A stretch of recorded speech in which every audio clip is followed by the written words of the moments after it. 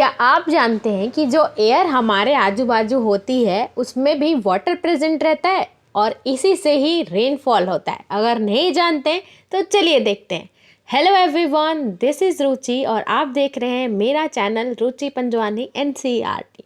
तो आज का हमारा इंटरेस्टिंग टॉपिक होने वाला है क्लास 7 से मॉइस्चर के बारे में। मॉइस्चर आपने सुना होगा, आपको जनरली कभी कभी समर के टाइम में देखते होंगे कि आपको एकदम पसीना पसीना पानी पानी फील होता है। ये इसीलिए होता है कि उस टाइम पे हमारी जो आजू बाजू की एयर रहती है उसमें वाटर की मात्रा ज़्यादा हो जाती है। अब ये क्यों होती है, कैसे होती है, चलिए डील करते हैं नेक्स्ट में। तो बात करते हैं मॉइस्चर के बारे में। तो मैं आपको बताती हूँ कि हमारे एनवायरनमेंट में जो वाटर रहता है, जैसे कि जितने भी हमारे सोर्सेज होते हैं, सीज या कोई भी पॉन्ड, लेक्स, वहाँ पे वाटर रहता है। और धूप के कारण आपने देखा होगा कि वाटर वेपर होता है, मतलब वेपराइज होता है। अगर देखो, अगर हम लोग रख देते हैं गैस में एक पॉट गैस चालू कर देते हैं यहाँ पे, तो पानी बॉईल होके वो उस वेपर बनते जाता है। वेपर बन के वो गायब हो जाएगा और थोड़े टाइम ज़्यादा देर तक आप हीट करेंगे तो आप देखेंगे कि आपका पानी है ही नहीं।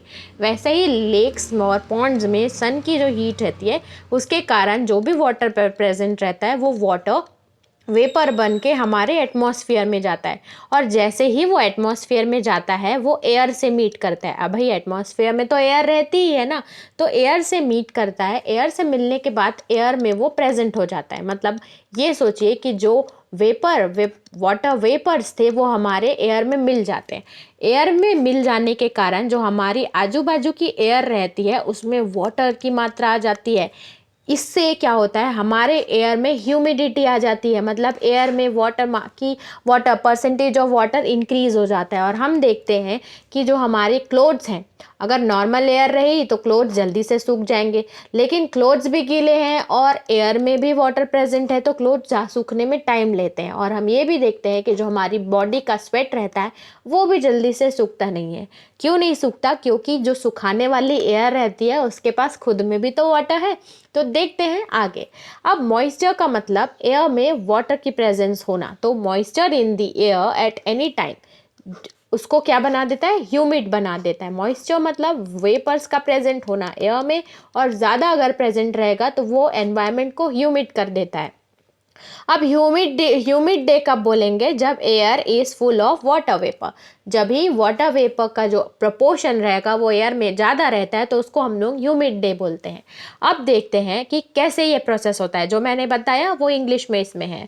एयर गेट्स वार्मर, गर्म होती है। Its capacity to hold water vapour increases. जैसे कि वो गर्म हुई, वार्म हुई, ठीक है, गर्म होने के कारण वाटर वेपर ज़्यादा हो रहा है, तो अब वो जितनी ज़्यादा वार्म एयर होगी उतना ज़्यादा वो वाटर को, वेपर को कंट्रोल करेगी, increases, and so it's become humid. और इसलिए हमारा जो गर्मी का एनवायरनमेंट आप देखते होंगे वो बहुत ज़्यादा ह्यूमिड हो जाता है। और when water vapour rises it starts cooling. अब नेक्स्ट प्रोसेस मैं आपको बताती हूँ। अभी तक मैंने आपको मॉइस्चर और ह्यूमिडिटी के बारे में बताया है। अब मैं आपको नेक्स्ट ये भी बताती हूँ कि कैसे ये एक मिनट, इसको रब कर देती हूँ। इसको रब करके मैं आपको बताती हूँ कि कैसे ये जो ह्यूमिडिटी है ये रेन भी लेके आती है। अब जैसे कि मैंने आपको बताया था, एक सेकेंड, हाँ, जैसे कि मैंने बताया था कि ये वाटर था और ये हीट टाइप यहाँ से, और वाटर जो वेपर बन के एटमॉस्फेयर में चले गया। अब जैसे ही एटमॉस्फेयर में जाने लगा, ये जैसे ही ऊपर जाएगा, अभी तो ये गर्म है, ये वेपर है, जैसे ही ऊपर जाएगा थोड़े हाइट में जाने के बाद ये कूल होता है, ठीक है, ये ठंडा होने लगता है। और जैसे ही ये ठंडा होगा तो ये छोटे छोटे वाटर ड्रॉपलेट्स बना देता है, ठीक है। अब बहुत सारे छोटे छोटे ड्रॉपलेट्स एक साथ अगर मिल जाए, एक साथ बहुत सारे ड्रॉपलेट्स, क्योंकि बहुत सारा वेपराइज हुआ है और ठंडा हुआ है, तो बहुत सारे अगर एक साथ मिल के ये क्या बना देते हैं, ये क्लाउड बनाते हैं, ठीक है। बहुत सारे वेपर्स मिलके क्लाउड बनाए, ड्रॉपलेट्स मिलके क्लाउड बनाए। वेपर ऊपर जाके कूल होके क्या बन जाता है, ड्रॉपलेट्स बन जाता है। और बहुत सारे ड्रॉपलेट्स मिलके क्या बन जाते हैं, क्लाउड बनाते हैं। और जैसे जैसे ये जैसे कि हमारा क्लाउड था, इसमें वाटर ड्रॉपलेट्स की जो क्वांटिटी है ये बढ़ते जाएगी, तो ये क्या हो जाएगा, हैवी हो जाएगा। अब हैवी होने के कारण ये बर्स्ट होता है और उसके कारण क्या होता है, रेन होता है। ये जो ड्रॉपलेट्स सब फूट जाते हैं और हमारे एनवायरनमेंट में रेनिंग होता है। तो आपको समझ में आया कि कैसे एयर हमारे लिए रेन भी लेके आता है। तो देखते हैं थ्योरी में क्या लिखा है। When water vapour rises it starts cooling. जैसे वाटर वेपर ऊपर जाता है एटमॉस्फेयर में, वो ठंडा होने लगता है। उसके बाद water vapour condense causing formation. जब वो ठंडा होता है, कंडेंस होता है, तो वो क्या बना लेता है, ड्रॉपलेट्स ऑफ वाटर। उसके बाद बहुत सारे droplets, masses of such droplets क्या बनाते हैं, क्लाउड्स बनाते हैं। और उसके बाद वो हमारे अर्थ में वापस आते हैं, प्रेसिपिटेशन। इसको हम लोग रेनफॉल भी बोलते हैं। ये देखो रेनफॉल, अगर ये देखो ये हैवी हो जाते हैं, हैवी हो जाते हैं तो क्या होता है, रेन होता है। Precipitation that comes down to the earth in liquid forms called rain। वो लिक्विड के फॉर्म में तो आएगा ना, तो उसको क्या बोलते हैं, हम रेन बोलते हैं। ये देखो, उसके बाद अब ये रेन, बहुत ज़्यादा रेन हो रहा है, बहुत ज़्यादा रेन हो रहा है। अब रेन के फ़ायदे क्या होते हैं, बहुत ज़्यादा जो ग्राउंड वाटर रहता है, इन हम लोग जो यूज़ करते हैं, वो 70% ऑफ द ग्राउंड वाटर कहाँ से आता है, most of the ground water come from rain waters.